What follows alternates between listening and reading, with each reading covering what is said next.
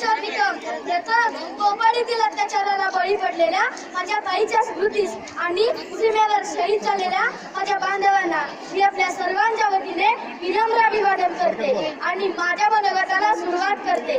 आज आपण येथे ऐतिहासिक संख्येने आपल्या विविध मागण्या सरकारपर्यंत पोहोचवण्यासाठी जमलेलो आहोत। काल परवापर्यंत औरंगाबादमध्ये चर्चेचा विषय होणारा आपल्या मराठा क्रांती मूकमोर्चा आज जगात चर्चेचा विषय झाला आहे। एवढं हो नाही, बऱ्याच प्रकारचा प्रश्न पडला आहे की मराठ्यांचा मोर्चा एवढा शांतपणे कसा। तर मी सांगू इच्छिते की वाघ हा शिकारीला निघाल्यावर शांत चालत असतो। आजच्या घडीला माझ्या सहित सर्व माता भगिनींना शिवरायांच्या स्वराच्या सुरक्षित का वाटत नाही। आपण बघतो की आजच्या महिलांना 50% आरक्षण आहे, पण 2% सुद्धा संरक्षण नाही।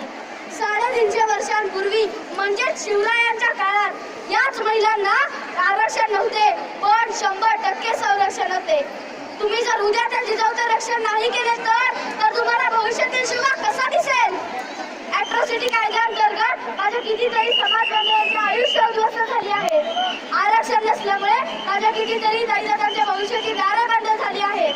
शेतकरी बांधवांचे प्रश्न वाढले आहेत, पण जमिनी कमी झाल्या आहेत। त्यांच्या आयुष्याची हमी घेणारा हमीभाव त्यांना मिळत नाही।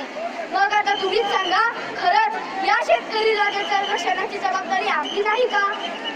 नुकतेच भारताने पाकिस्तानवर सर्जिकल स्ट्राईक करून पाकिस्तानमध्ये घुसून दहशतवाद्यांना संपवले, पण या ऑपरेशनमध्ये मराठा बटालियन व शीख बटालियनचे जवान होते। अहो, तुम्हाला रक्षणासाठी मराठे दिसतात, मग आरक्षण देण्यासाठी का नाही दिसत। बस झाल्या वरच्या मजल्यावरच्या चर्चा, काळाईचं इमान राखत आता कृती करा। शेवटी आपल्या सर्वांच्या वतीने मी सरकारला आपल्या मागण्या लवकरात लवकर मान्य करण्याची विनंती करते, कारण मी सरकारला हेही सुचवू इच्छिते की तुम्ही आता